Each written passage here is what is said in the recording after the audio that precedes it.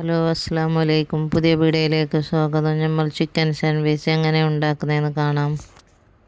അതിന് ഞാനൊരു ബൗളെടുത്തിന് കൂടുതൽ മയോണൈസ് ഇടണം.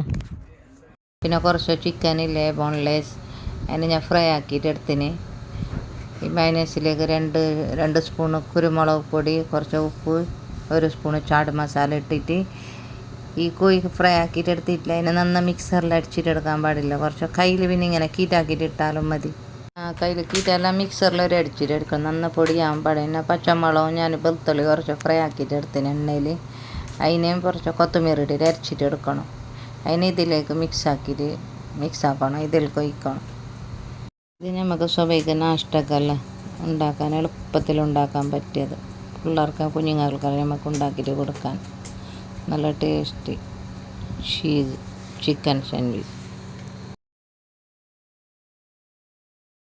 ചെറുങ്ങനെ കക്കിരിക്ക മുറിച്ചിട്ട് എടുത്തിന്. ക്യാപ്സിക്കമും കക്കിരിക്കവും കാബേജും 2 ഉള്ളി ചെറുങ്ങനെ മുറിച്ചിട്ട് എടുത്തിന്. അതിന് ഇതിലേക്ക് പെൾട്ടിയാക്കണം. ഈ ചിക്കൻ കിട്ടിയിട്ട് വങ്ങനെ മിക്സ് ആക്കിയിട്ട് എടുക്കണം. മയോണൈസില്ലേ കൂടുതലിടണം. പിന്നെ മിക്സ് ആക്കിയിട്ട് എടുത്ത് പിന്നെ ഫ്രഷ് ക്രീം ഉണ്ടെങ്കിൽ ഫ്രഷ് ക്രീം ഇടണം. പിന്നെ മസ്റ്റർഡ് സോസ് ഇടണം. ഇത് ഫ്രഷ് ക്രീം ഞാൻ ഇട്ടത്.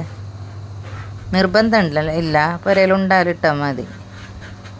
പിന്നെ ഇത് മയോണൈസ്. പിന്നെ ഗോബി ഞാൻ ഇടാൻ മറന്ന് ഞാൻ ഇപ്പോൾ ഇട്ടത്.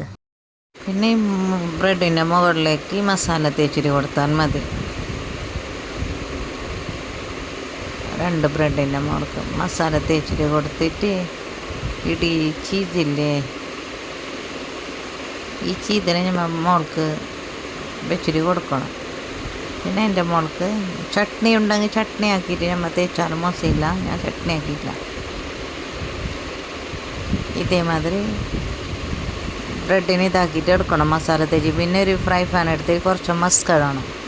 ബട്ടർ ഇട്ടിട്ടില്ലേ, ഫ്രൈ പാനിൽ വെച്ചിട്ട് ഫ്രൈ ആക്കിയിട്ട് എടുക്കണം. മസ്ക് ഇട്ടിട്ട് നല്ല ടേസ്റ്റ് ഉണ്ടാക്കിയിട്ട് നോക്കിയോ.